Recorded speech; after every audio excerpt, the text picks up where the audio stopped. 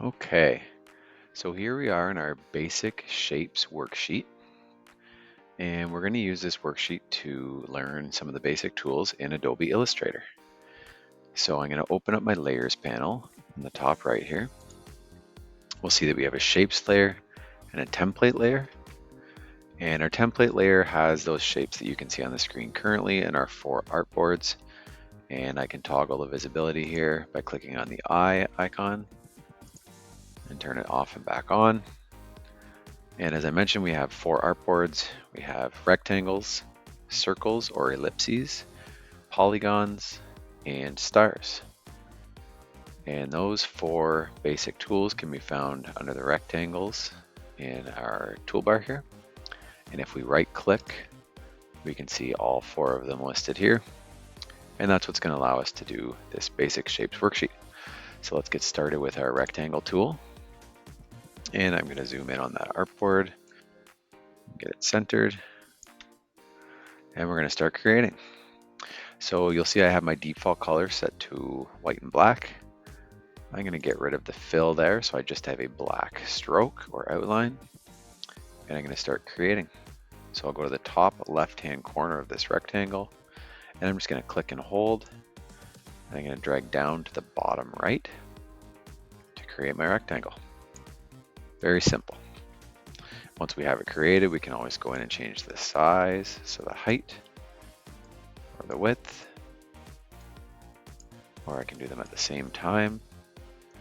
Now this tool is going to let me change the height and the width separately or together.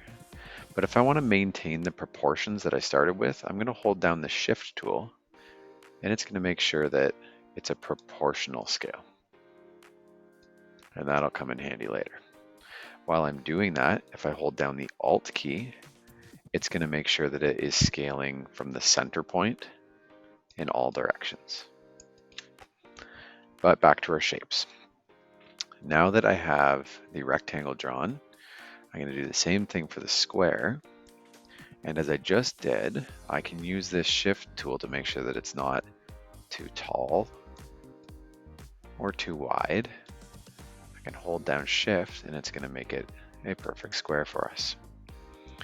So now we have our square and our rectangle. We want to work on our green diamond here.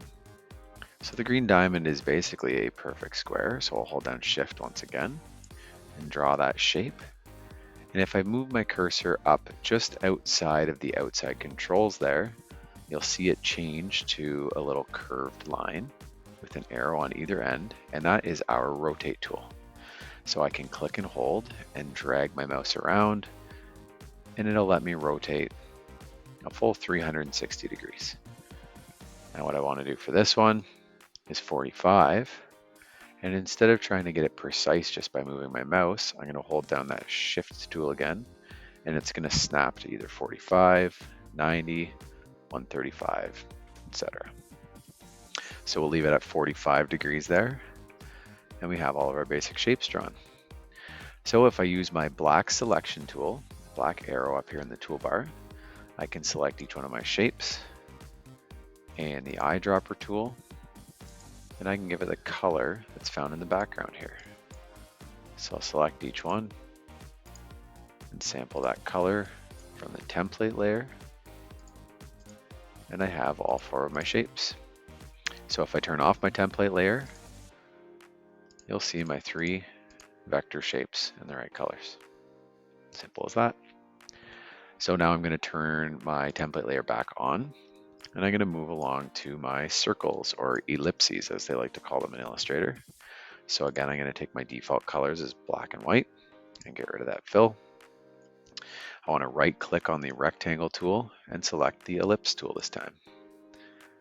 So I'll start with the blue one again, starting in the top left-hand corner, and I want to drag down to the bottom right to create my oval. And again, for the circle, I just want to make sure I'm holding Shift to make sure that it's a perfect circle that's the same height as it is width.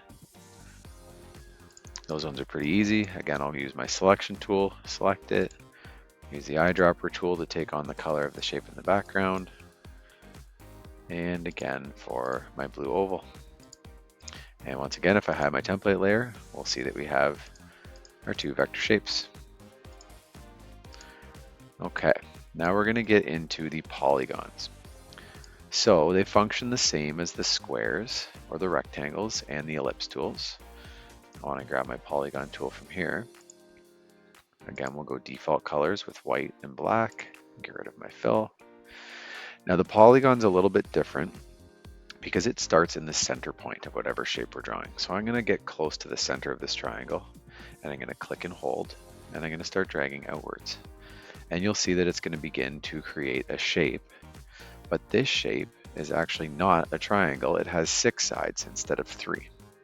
So before I release my mouse, I can use the up and down arrow keys on our keyboard to go down in the number of sides or decrease, or up to whatever shape that I want to create. So for the triangle, I'm going to go down to 3, and I'm going to hold down the shift key so it makes my triangle nice and square. And I'll draw it like this. Now before I let go of my mouse cursor, if I hold down the space bar, it's going to let me move it around while I'm creating it. So I can get it right in the right position, let go of the space bar, get my size just right, and release my mouse button. So I have my triangle. Now I'm going to come over here for this polygon. And again, we need to use our arrow keys. And I'm going to tap the up arrow to increase the number of sides. And then I'll hold down shift to make it nice and square. And I created that shape. Same thing down here. I'll find the center. I'm going to use the up arrow key to get my number of sides just how I want it. I'm holding down the shift key to make sure that it's nice and square. I'll press down my space bar and move it around a little. Release my space bar and change the size. And I have that shape. I can now use my selection tool, make sure I have each of my shapes selected. And again, use the eyedropper tool to fill them with the correct colors.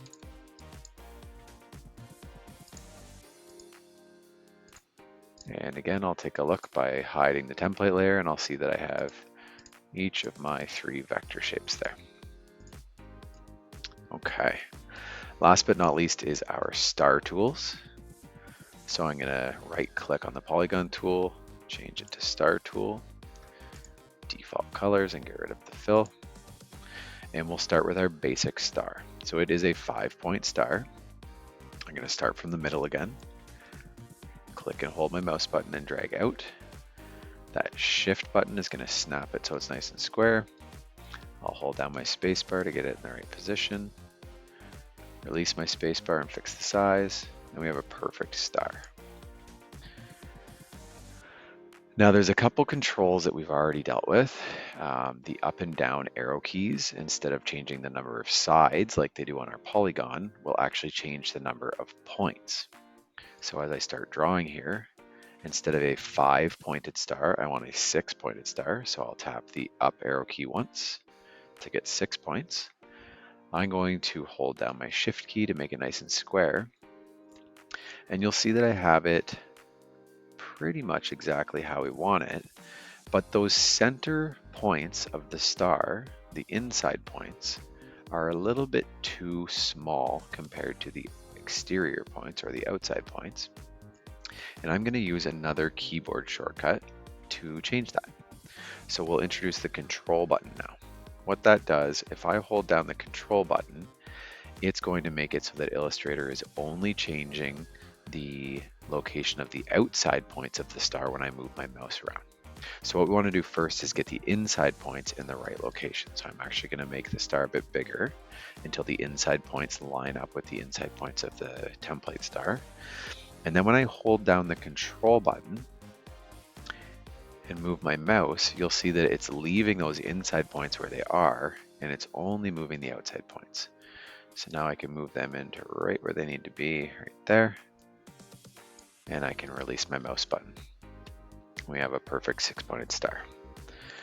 Down here with the blue one, again, we start in the center and we drag out. I'm going to hold the shift button down to make sure that it is nice and square. I'm going to tap my up arrow keys until I get the proper number of points on my star. Again, I'll make sure that the inside points line up. I'll hold down the control button and I'll make sure that the outside points line up, just like that. Release my mouse button. I have my three shapes. I want to select them and use the eyedropper tool to change their colors to the template colors. And I'm done. So if I turn off my template layer, you'll again see that I have my three vector shapes. And if I zoom out, you'll see that all four of my artboards are complete. I can leave my template layer invisible or toggled off. I want to do a file and save as. I'm going to click don't show again and save on your computer. And we want to find our OneDrive. Let's create a folder in here.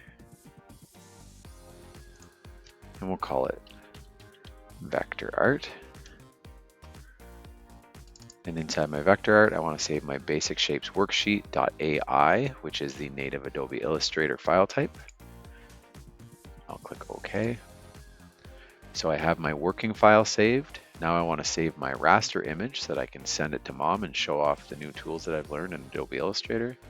So I'm going to click File, come down to Export, and click Export As. I'm going to make sure that it's in my OneDrive again. We're going to find our vector art folder, click into there, and I just want to change my save as type to PNG. Once I've done that, I can click export. It's going to ask me for some settings here. I don't need a transparent background for this one, so I'm actually going to change it to white. Gives me a little preview here. You can change your resolution if you'd like. For what we're doing, screen or medium should be okay. It's just going to increase the file size as you increase your resolution. So we don't need to do high for this. We'll do medium and click OK. So now that we're done exporting and saving our file, we can submit both our vector AI file and our raster PNG on our assignment. Next up, we are going to work on some more advanced shapes using our Pathfinder tool.